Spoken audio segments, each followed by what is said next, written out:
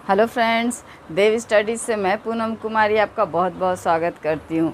दोस्तों, हम लोग जो है मध्यकालीन भारत में मुग़ल काल या मुग़ल वंश के बारे में पढ़ रहे थे।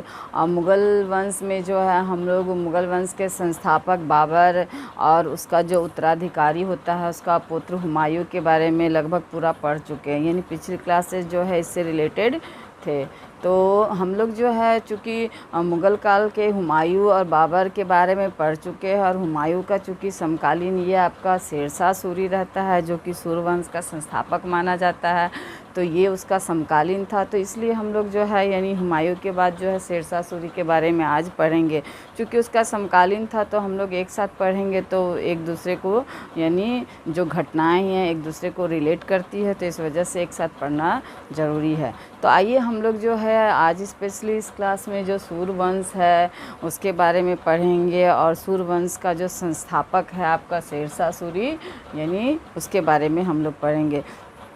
तो दोस्तों, ये जो शेरशाह सूरी रहता है जो सूर्यवंश का संस्थापक माना जाता है, तो ये सूर्यवंश जो है आपका दिल्ली सल्तनत या दिल्ली की गद्दी पर बैठने वाला द्वितीय अफ़गानी वंश माना जाता है। क्योंकि एक प्रथम तो अफ़गानी वंश था आपका, हमने पढ़ा था जो दिल्ली सल्तनत वाले क्लास में, जो दिल्ली सल्तनत का अंतिम वंश रहता है आपका लोधी वंश, जिसका अंतिम शासक आपका इब्राहिम लोधी को हराने के बाद यानी पानीपत के प्रथम युद्ध में जो है 1526 में आपका हराता है आपका इब्राहिम लोधी को बाबर, और फिर जो है मुग़ल वंश की स्थापना करता है। और इस प्रकार लोधी वंश के साथ ही जो सल्तनत काल का जो अंत हो जाता है।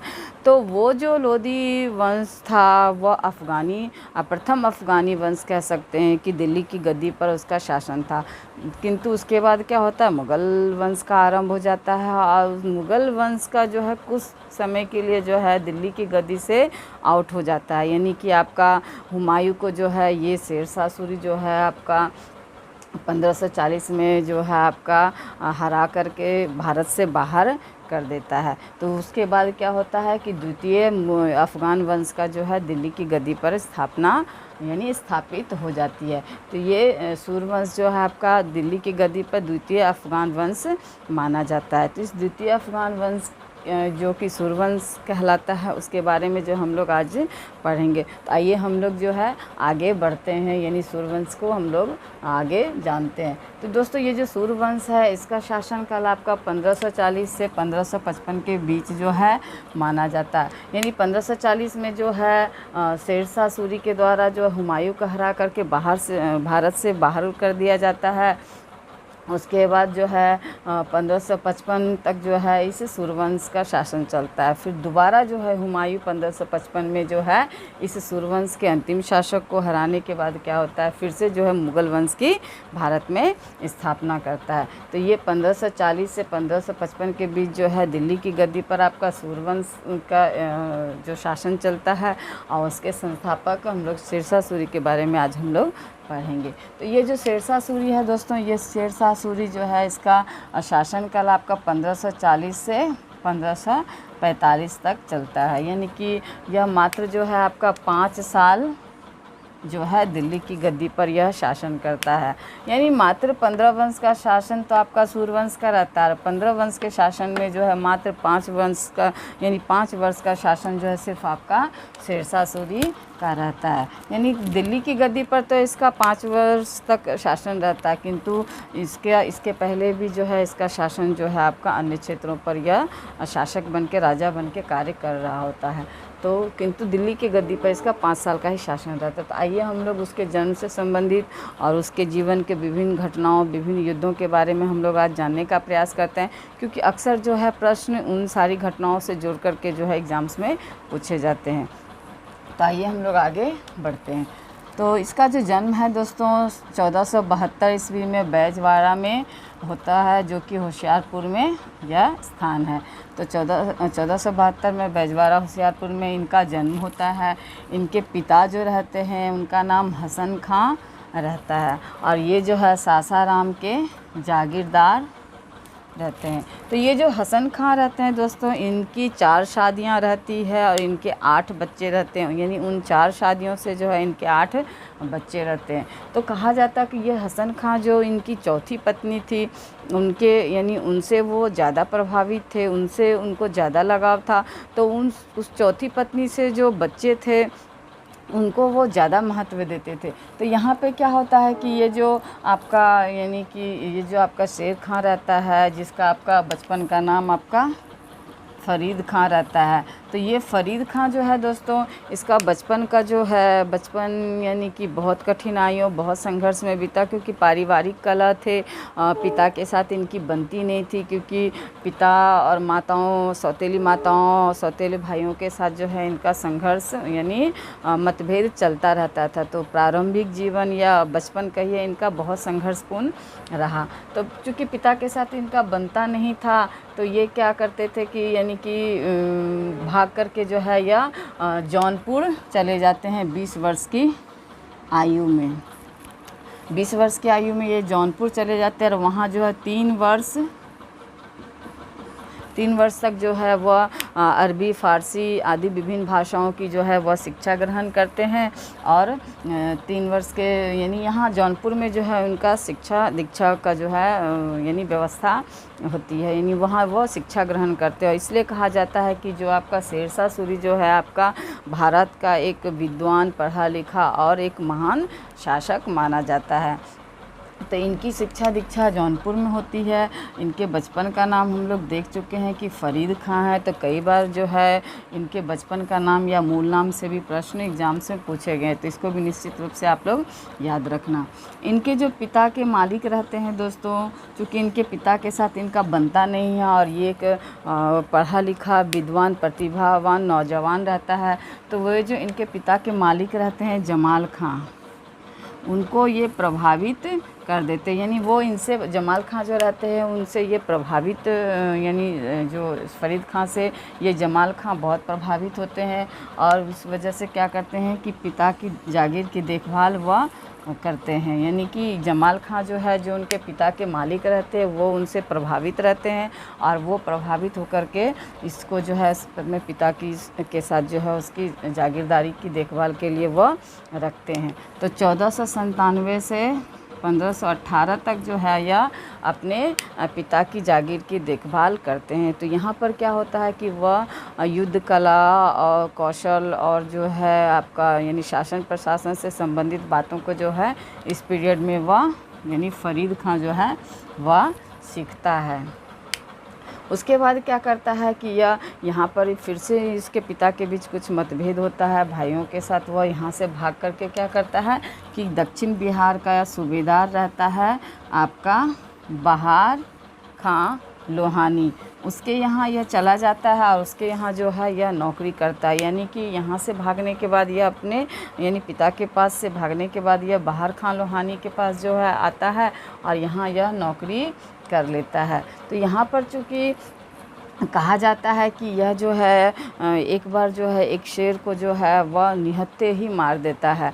तो यहाँ पर बहार खां लोहानी के द्वारा ही उसे जो है शेर खां की उपाधि दी जाती है। तो ये फ़रीद खां जो है आपका यहाँ शेर को मारने के बाद जो है शेर खां के नाम से जाना जाता है। तो बहुत बार यह प्रश्न भी पूछा गया है दोस्तों कि किस के द्वारा जो है आपका फ़रीद खां को जो है शेर खां की उपाधि मिली थी। तो यह बहार खां लोहानी ही रहता है जो कि दक्षिण बिहार का सूबेदार रहता है। यही जो है शेर खान को आपको यानी फ़रीद खान को शेर खान की उपाधि देता है एक शेर को मारने के पश्चात। तो कहा जाता है कि ये बहार खां लोहानी इतना इससे प्रभावित हो रहता है, ये इससे इतना इम्प्रेस रहता है कि उसके जो दरबारी जो सरदार लोग रहते हैं वो उसको वो चीज़ अच्छा नहीं लगता है। तो वो क्या करते हैं कि बहार खां लोहानी को जो है भड़काते हैं इसके खिलाफ़। तो यहाँ पर क्या होता है, जब इसको उस माहौल का पता चलता है यहाँ से भी वह भाग जाता है। यानी कि जो फ़रीद खां जो कि शेर खां के नाम से जाना जाने लगा वह यहाँ से भी भाग जाता है। फिर क्या होता है, यहाँ से भाग करके वह उस समय बाबर जो है भारत में अपने साम्राज्य की स्थापना कर रहा होता है और वह बाबर की सेना में जाकर के शामिल हो जाता है। यानी बाबर जो है उस समय मुग़ल वंश की स्थापना कर चुका होता है भारत में और वह अपने साम्राज्य का विस्तार कर रहा होता है, यानी अलग अलग युद्ध में वह व्यस्त रहता है और उसके लिए जो है अलग अलग सैनिक टुकड़ियों का वह निर्माण कर रहा होता है। तो उसी में क्या करता है कि यहाँ से भागने के बाद वह बाबर की सेना में शामिल हो जाता है और उस समय जब वह चंदेरी के युद्ध में शामिल होता है, जो कि 1528 में होता है मेदिनी राय के ख़िलाफ़, यानी मेदिनी राय और हुमायूं के ख़िलाफ़ इस युद्ध में जो है वह बाबर से, सॉरी हुमायूं मैंने कहा, बाबर होगा यहाँ, तो ये बाबर और मेदिनी राय के बीच चंदेरी का जो युद्ध होता है तो उसमें यह शामिल होता है। और यह जो है आपका यानी बाबर के तरफ से ये लड़ता है और उस युद्ध में, उस युद्ध के दौरान जो है यह देखता है कि यानी कि मुग़लों के जो लड़ने का तरीका, उनके अस्त्र शस्त्र, उनकी जो सारी विधियां थी, सैनिक तैयारियां थी, उन सारा को यह सीखता है, उन सारा को समझता है, उन सारी चीज़ों को, यानी पूरी तरह से यह जायज़ा लेता है कि मुग़ल जो है किस तरह से लड़ते हैं, किस प्रकार से युद्ध करते हैं और क्यों वो जीतते हैं। तो इस युद्ध के पश्चात ही, यानी चंदेरी के युद्ध के पश्चात ही वह कहता है कि अगर भाग्य ने मेरा साथ दिया और सौभाग्य मेरा मित्र रहा तो मैं जो है मुग़लों को भारत से भगाने में सफलता हासिल कर लूँगा। तो यह जो कथन है यह बहुत बार जो है आपका कई एग्ज़ाम्स में पूछे गए हैं दोस्तों, यहाँ तक कि यूपीएससी में भी पूछा गया है। तो ये वर्ड जो है आपका यानी किसके द्वारा कहा गया है, यह पूछा जाता है कि अगर भाग्य ने मेरा साथ दिया और सौभाग्य मेरा मित्र रहा तो मैं मुग़लों को भारत से भगाने में सफलता हासिल कर लूँगा। तो यह जो है आपका यानी शेर खां के द्वारा कहा गया और यह चंदेरी के युद्ध के पश्चात ही कहा गया। यानी कि इस युद्ध में जो है वह पूरी तरह से मुग़लों की सेना, मुग़लों की ताकत का वह अंदाज़ा लगा लेता है और उसे लगता है कि ये जो मुग़ल इतने शक्तिशाली दिखते हैं, ये इतने शक्तिशाली है नहीं बल्कि इसको हराया जा सकता है। तो इस युद्ध के पश्चात ही जो है वह आपका ऐसा कहता है। उसके बाद आपका घाघरा का युद्ध होता है। आपका उस घाघरे के युद्ध में क्या होता है कि वह अफ़गानी शासक और हुमायूं के बीच युद्ध होता है। तो यहाँ पर बाबर और अफ़गानी शासक के बीच युद्ध होता है घाघरा का। तो वहाँ पर यह जो है शेर खां चूँकि अफ़गानी शासक रहता है तो वह अफ़गानी के विरुद्ध युद्ध नहीं करना चाहता, तो वो वहाँ से फिर से है यानी वहाँ से भाग आता है। यानी बाबर की सेना को छोड़ करके यह फिर से जो है यानी शेर खां जो पुनः बहार खां लोहानी के पास आ गया और उसके पुत्र यानी बहार खां लोहानी का पुत्र रहता है जलाल खां, उसका संरक्षक वह बन जाता है। यानी चूँकि शेर खां से तो वह पहले ही बहार खां लोहानी प्रभावित रहता है, तो यह जब दोबारा आता है तो अपने पुत्र यानी बहार खां लोहानी का पुत्र रहता है आपका जलाल खां, उसका जो है संरक्षक इसे बना दिया जाता है। इसके बाद क्या होता है कि बहार खां लोहानी की जो है अचानक मृत्यु हो जाती है। यानी कि जब उसके पिता का संरक्षक उसके पुत्र का संरक्षक बहार खां लोहानी के पुत्र का संरक्षक यह शेरशाह सूरी बन जाता है, तो वहाँ क्या होता है कि वहाँ इसकी मृत्यु हो जाती है अचानक बहार खां लोहानी के। तो यहाँ जब जो कि बहार खां लोहानी मोहम्मद शाह के नाम से भी जाना जाता है दोस्तों, यह भी पूछा जाता है प्रश्न। तो जब बहार खां लोहानी की मृत्यु हो जाती है तो उसकी विधवा रहती है दूदू बेगम, उससे जो है यह विवाह कर लेता है।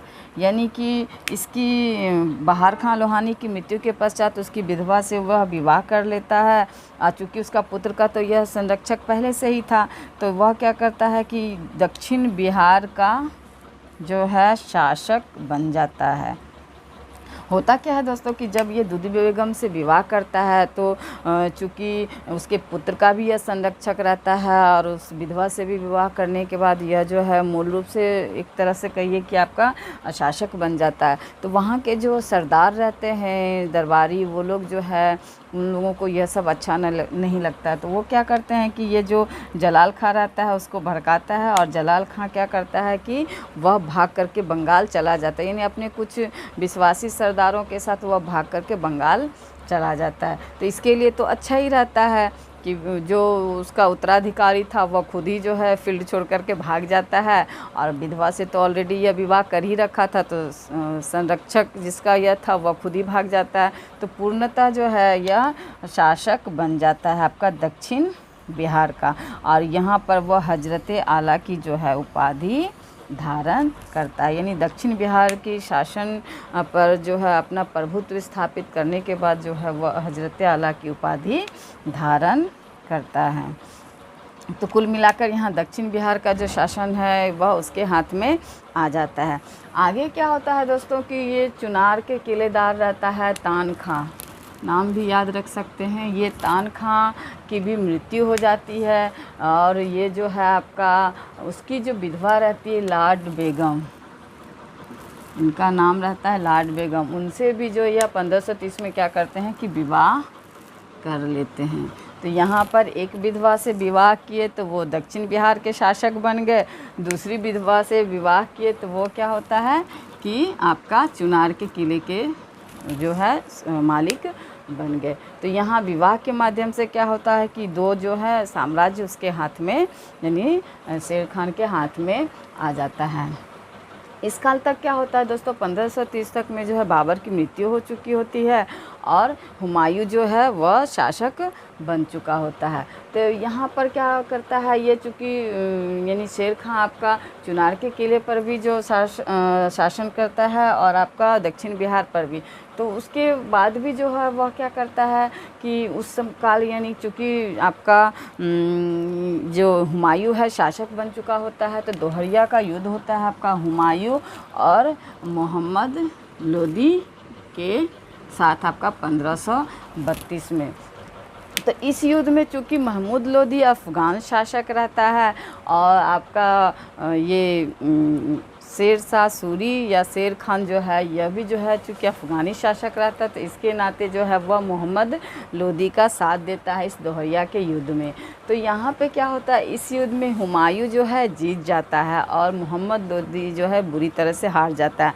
तो परिस्थितियाँ ऐसी बनती है दोस्तों कि मोहम्मद लोदी हारता है और हारने के पश्चात जो है यह युद्ध छोड़ कर के जो है भाग जाता है, यानी कि युद्ध छोड़ के इसे मोहम्मद लोदी को जो है भागना पड़ता है। तो यहाँ जब मोहम्मद लोदी भाग जाता है युद्ध छोड़ करके हुमायूं के डर से, तो यहाँ ये जो शेर खां इसका मदद कर रहा होता है यह भी अपने चुनार के किले जो है वापस आ जाता है। तो यहाँ पे क्या करता है कि हुमायूं चूँकि देख चुका होता है कि मोहम्मद लोदी का साथ दे रहा था शेर खां, तो वह क्या करता है 1532 में यानी उसी साल जो है आपका हुमायूं का जो ये चुनार का किला रहता है उस चुनार के किले को है घेरा कर देता है। तो हमने पिछले क्लास में जो हुमायूं से रिलेटेड क्लास थी उसमें हमने ये सब पढ़ा था, यानी कि ये किले का जो घेराव करता है। तो यहाँ पर क्या होता है कि यह जो किले का घेराव करता है तो कई महीने तक जो है ये किले का घेराव करके रखता है, मीन्स आक्रमण नहीं करता है।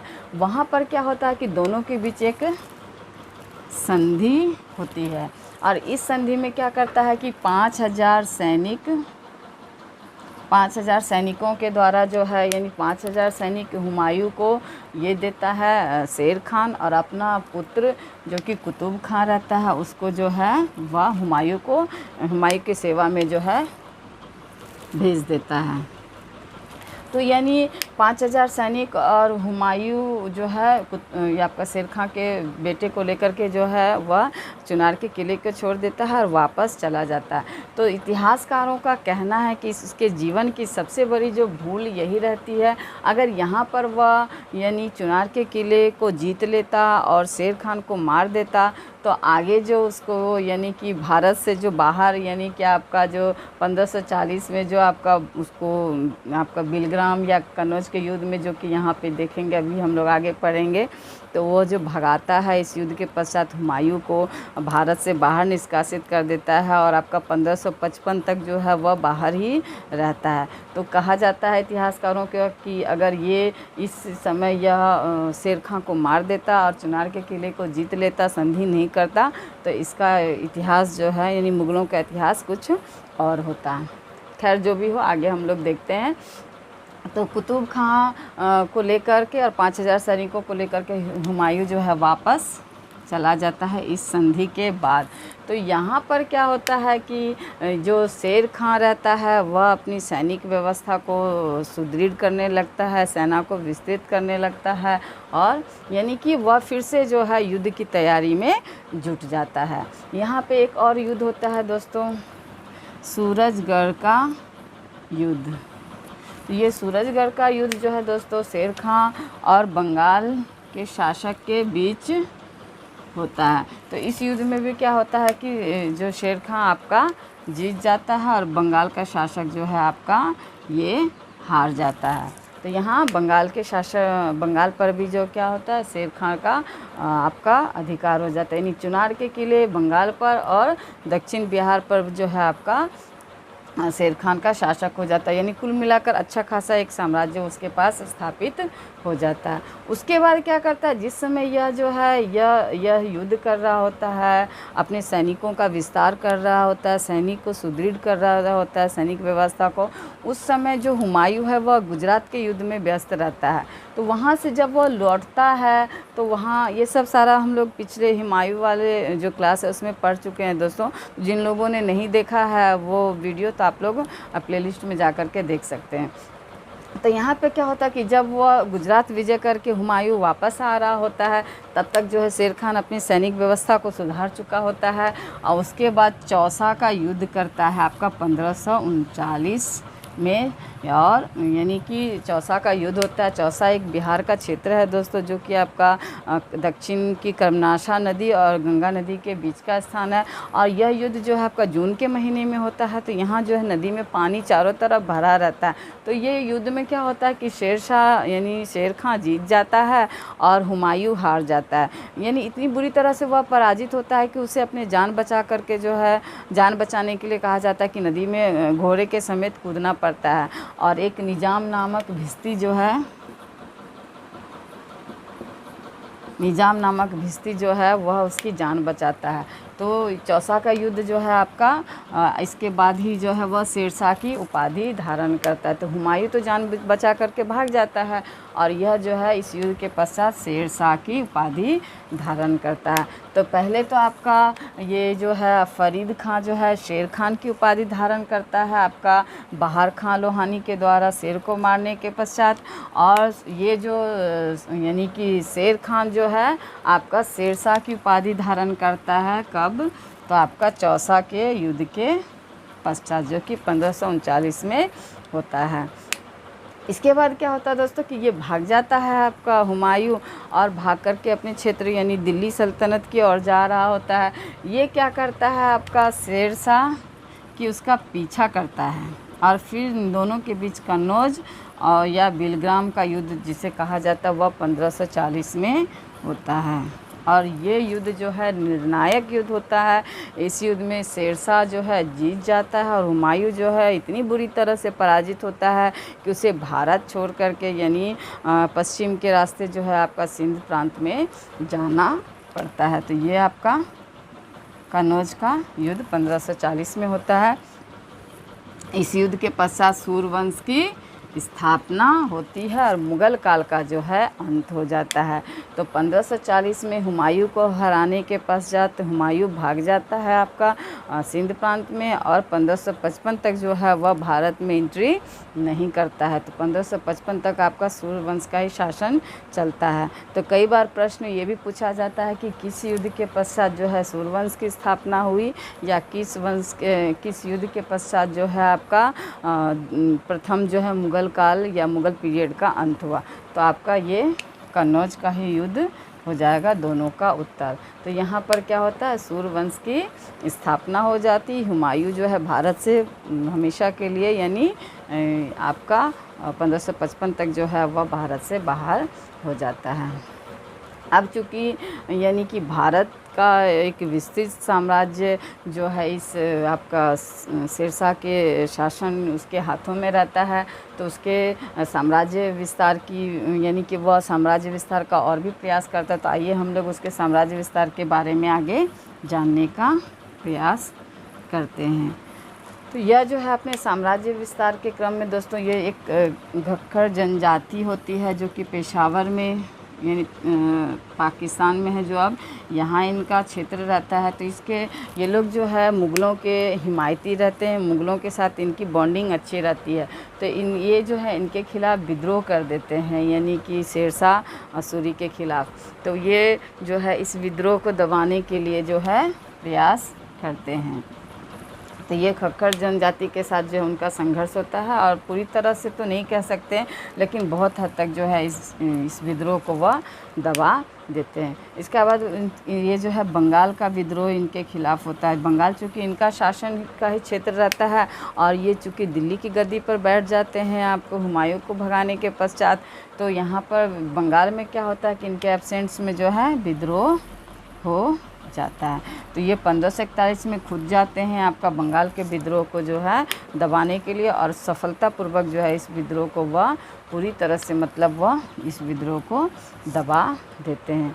उसके बाद क्या होता है कि ये मालवा के मल्लू खां रहते हैं, जो कि कादिर खां के नाम से भी जाने जाते हैं। यह जो है इस पर वह आक्रमण करते हैं, और यह जो शासक जो कि कादिर खां रहता है, ये इतना कमज़ोर रहता है कि यह खुद ही जो है आत्मसमर्पण कर देता है।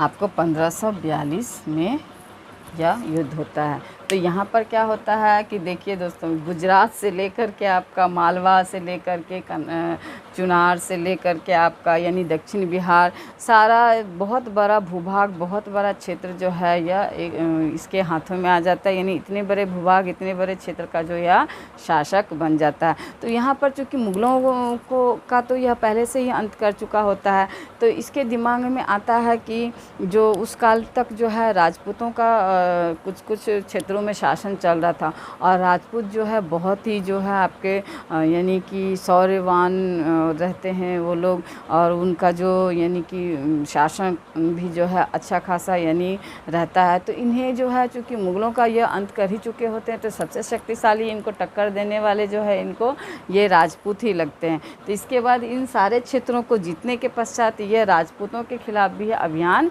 आरंभ करते हैं, क्योंकि इनको लगता है कि भविष्य में जो है ये राजपूत शासक मुझे टक्कर दे सकते हैं, मेरे साम्राज्य के लिए ये खतरा है।